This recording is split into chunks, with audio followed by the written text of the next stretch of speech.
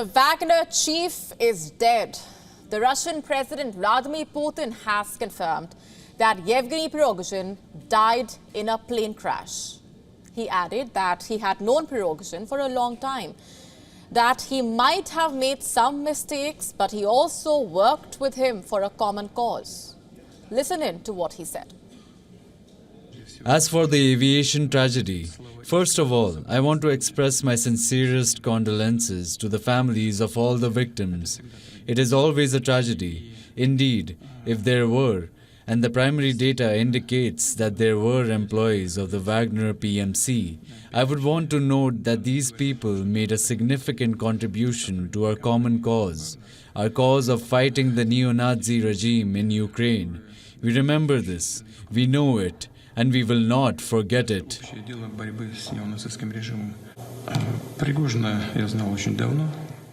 I knew Prigozhin for a very long time, since the early 1990s. He was a man with a complex destiny, and he made serious mistakes in life. He achieved the results he needed both for himself and when I asked him for the common cause, as in these last months. He was a talented person, a talented businessman. He worked not only in our country and worked with results, but also abroad in Africa. In particular, he was involved in oil, gas, precious metals, and stones there. Now, Putin's statement came after hours of speculation about Prigozhin's status. Let's just take you through what really happened. A private jet crashed on Wednesday.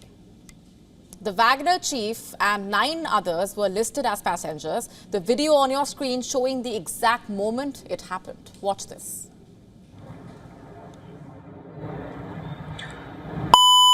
Пилотник.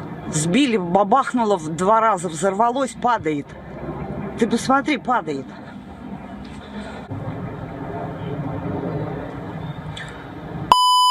Пилотник.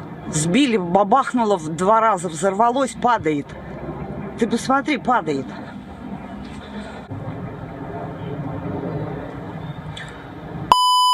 Пилотник. Сбили, бабахнуло в 2 раза, взорвалось, падает. Ты посмотри, падает. So where exactly did the plane crash? Reports say slightly north of Moscow, somewhere in the Tver Oblast. It was en route St. Petersburg from Moscow, but could not complete its journey. Have a look at these images now. They are from a flight radar website. They show an unidentified plane flying in northwest Russia and then suddenly disappearing from the screen north of Moscow. Have a look at this image now. This is apparently the plane that crashed, the Embraer Legacy 600. It is an executive jet which has recorded only 1 accident in its 20 years of service, that too due to mistakes by the crew rather than a technical failure. So what was it this time?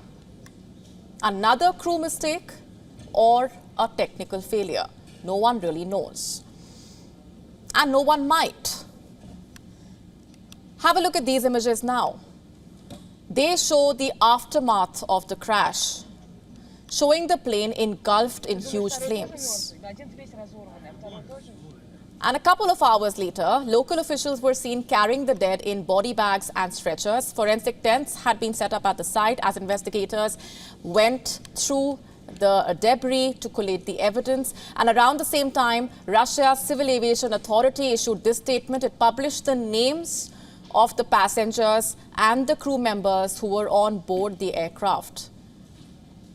And immediately after the news got out, all sorts of reactions started pouring in.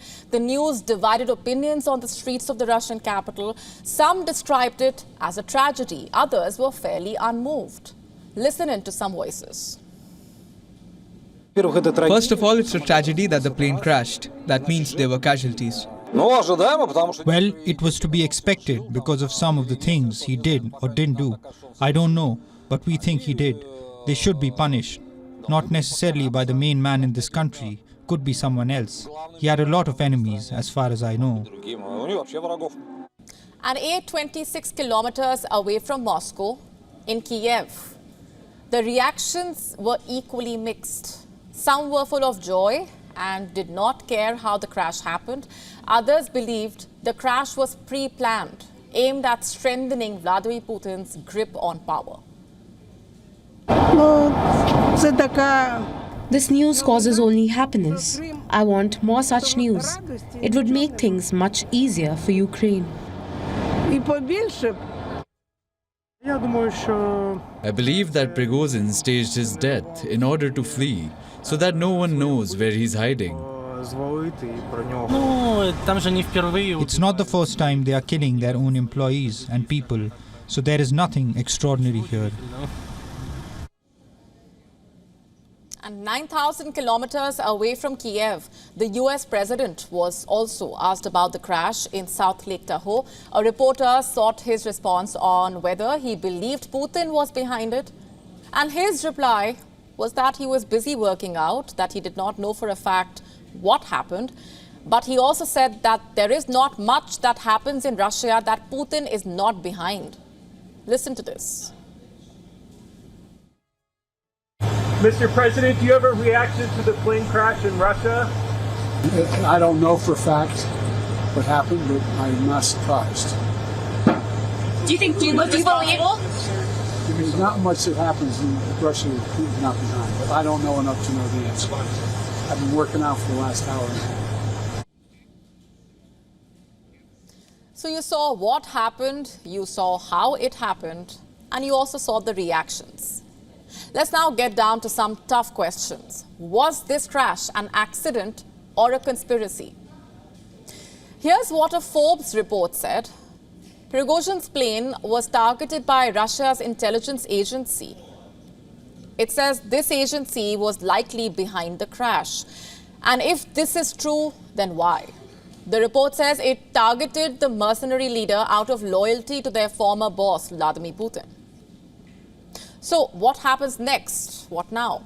Now that Prigozhin is dead, there is no one senior enough to lead the group, it seems. Observers say this could lead to the Wagner empire being taken over by other Russian groups or government agencies.